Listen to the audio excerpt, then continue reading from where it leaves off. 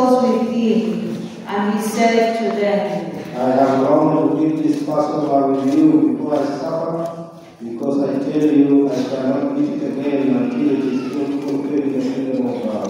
And he took a chalice, and when he had given thanks, he said, Take this and share it among you, because from now on I tell you, I shall not drink wine until the kingdom of God comes. And he took bread, and when he had given thanks, he broke it and gave it to them, saying, This is my body which will be given for you. Do this as a memorial of me. And likewise the chalice after supper, saying, This cup is the new covenant in my blood, which will be poured out for you. And yet, here with me on the table is the hand of the man who betrays me. The Son of Man has indeed drove with his faith, even as it has been decreed. And alas for that man by whom he is betrayed. And they began to question one another, which of them it was that would do this. A dispute also arose among them, which of them was to be regarded as the greatest. And he said to them, Among beggars is the king who lords it over them, and those who have authority over them are given the title of benefactor. This must not happen with you, no. The greatest among you must behave as if you were the youngest. The leader as if he were the one who serves. For who is the greater, the one at table or the one who serves? The one at table surely. Yet I am among you as one who serves. You are the men who have stood by me faithfully in my trials, and now I confer kingdom on you, just as my Father conferred one on me. You will eat and drink at my table in my kingdom, and you will sit in thrones to judge the 12 tribes of Israel. Simon, Simon, Satan, you must know, has got his fish to sift you all like wheat. But I have prayed for you, Simon, that your faith may not fail, and once you have recovered, you in your turn have strengthened your brothers. and he said to him, Lord, I am ready to go with you to prison and to death. He said, I tell you, Peter, by the time the cock crows today, you will deny 3 times that you know me. and he said to them, When I sent you out without pass or other sandals, were you short of anything? They said, Nothing. He said to them, But now, if you have a pass, take it. If you have other, do the same. If you have not so, sell your cloak and buy one. Because I tell you, this words of scripture will be fulfilled to me. He let himself be taken for a criminal. Yes, what such scripture says about me is even now, which it is fulfilled. and they said, Look, Lord, here are 2 swords. and he said to them, That is enough. and he came out and went, as was his custom, to the Mount of Olives, and the disciples followed him. And when he came to the place, he said to them, Pray not to be put to the test. and he withdrew from them about a stone's throw, and knelt down and prayed. Father, if you are willing to take this cup away from me, nevertheless let your will be done. And there appeared to him an angel from heaven, strengthening him. And being in an agony, he prayed more earnestly, and his sweat became like great drops of blood, falling down upon the ground. And when he rose from prayer, he came to the disciples and found them sleeping for sorrow. And he said to them, Why are you asleep? Get up and pray, not to be put to death. While he was still speaking, there came a crowd, and the man called Judas, one of the 12, was leading them.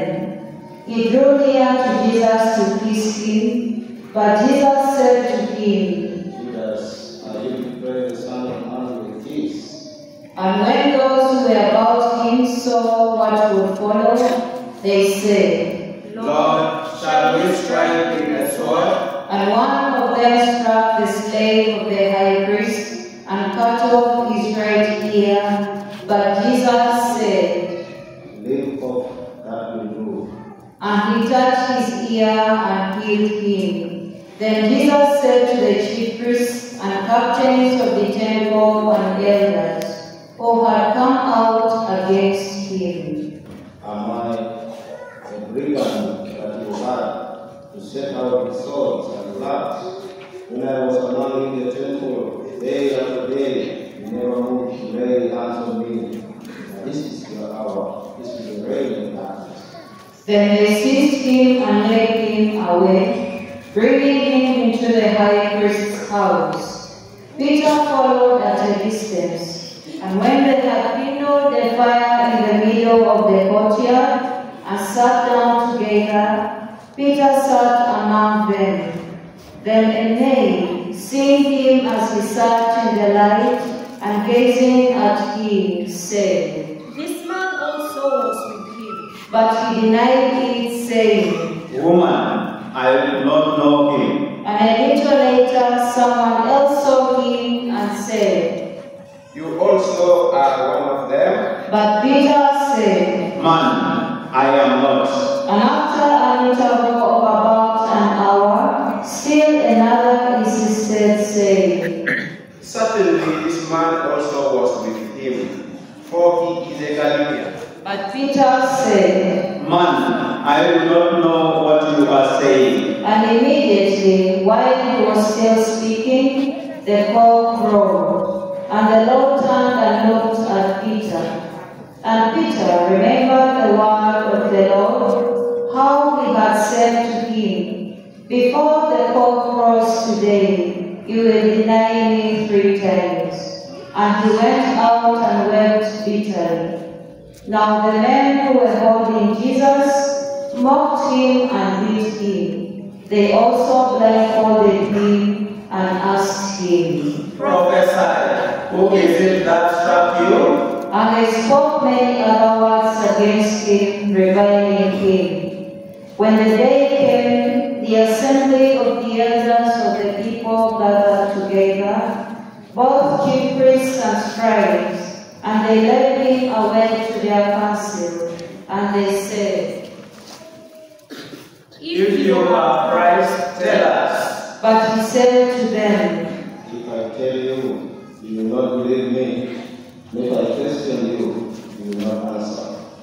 But from now on, the Son of Man will be seated at the right hand of the power of God. and they all said, Are you the Son of God then? and he said to them, It is you who say I am. and they said, What further testimony do we need? We have heard it ourselves from his own lips. Then the whole company of them arose and brought him before Pilate, and they began to accuse him, saying, We found this man perverting our nation and forbidding us to give tribute to Caesar, and saying that he himself is Christ our King. And Pilate asked him, Are you the King of the Jews? and he answered him. It is you who say it. And Pilate said to the chief priests and the multitudes, I find no crime in this man. but they were urgent, saying, He stirs the people, teaching throughout all Judea, from Galilee even to this place. When Pilate heard this, he asked whether the man was a Galilean. And when he learned that he belonged to Herod's jurisdiction, he sent him over to Herod, who was himself in Jerusalem at that time. When Herod saw Jesus, he was very glad, for he had long desired to see him, because he had heard about him, and he was hoping to see some sign done by him. So he questioned him at some length, but he made no answer. The chief priests and the scribes stood by, vehemently accusing him. And Herod, with his soldiers, treated him with contempt and mocked him. Then clothing him in gorgeous apparel, he sent him back to Pilate. And Herod and Pilate became friends with each other that very day. For before this day they had been at enmity with each other. Pilate then called together the chief priests and the rulers and the people, and said to them, You brought me this man as one who was perverting the people, and after examining him before you, behold, I did not find this man guilty of any of your charges against him, neither did Herod, for he sent him back to us. Behold, nothing deserving death has been done by him. I will therefore chastise him and release him. But they all cried out together, Away with this man, and release to us Barabbas. A man who had been thrown into prison for insurrection started in the city, and for murder.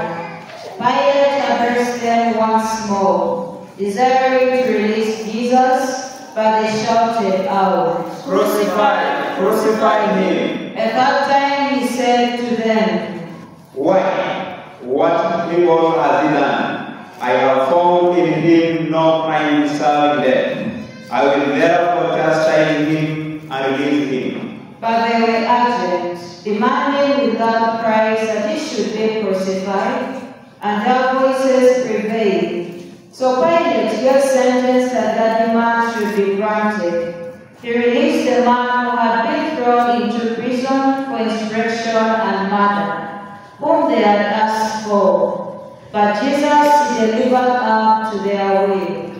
And as they led him away, they seized one Simon of Cyrene, who was coming in from the country, and laid on him the cross to carry it behind Jesus. And there followed him a great multitude of the people, and of women who bewailed and lamented him. But Jesus, turning to them, said, Daughters of Jerusalem, do not weep for me, weep rather for yourselves and for your children. For the days will surely come when people will say, Happy are those who are barren, the wombs that have never borne, the breasts that have never suckled. Then they will begin to say, The mountains fall on us, the hills cover us. For if men use the green wood like this, what will happen when it is dry? 2 others also, who were criminals, were laid away to be put to death with him. And when they came to the place which is called the Skull, there they crucified him, and the criminals, one on the right and one on the left. And Jesus said, Father, forgive them, they do not know what they are doing. And they cast lots to divide his garments. And the people stood by, watching.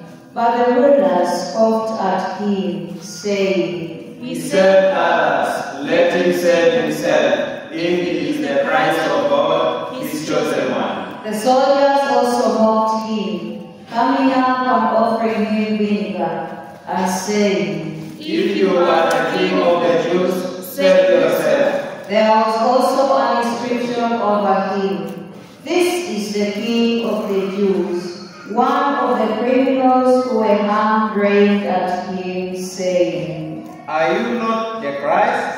Save yourself and us. But the other rebuked him, saying, Do you not fear God? Since you are under the same sentence of condemnation, and we did justly, for we are receiving the due reward of our deeds. But this man has done nothing wrong. And he said, Jesus, remember me when you come in your kingly power. And he said to him, Indeed, I promise you, today you will be with me in paradise. It was now about the 6th hour, and there was darkness over the whole land until the 9th hour, while the sun's light faded, and the curtain of the temple was torn in two. The voice said, Father, into your hands I commit my spirit. and having said this, he breathed his last.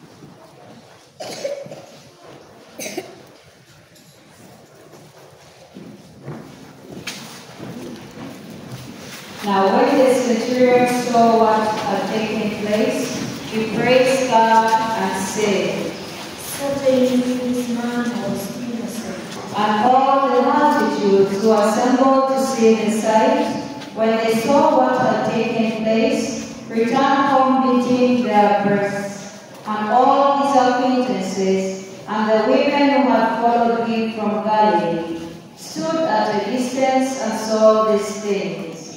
Now there was a man named Joseph from the Jewish town of Arimathea.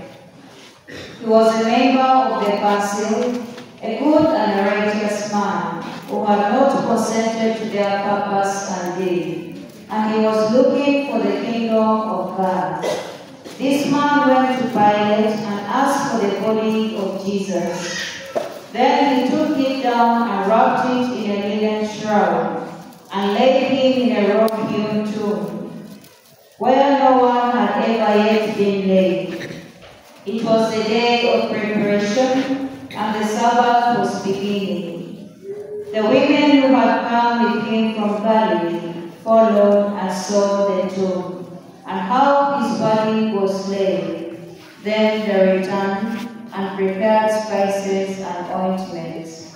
On the Sabbath they rested, according to the commandment. The Gospel of the Lord.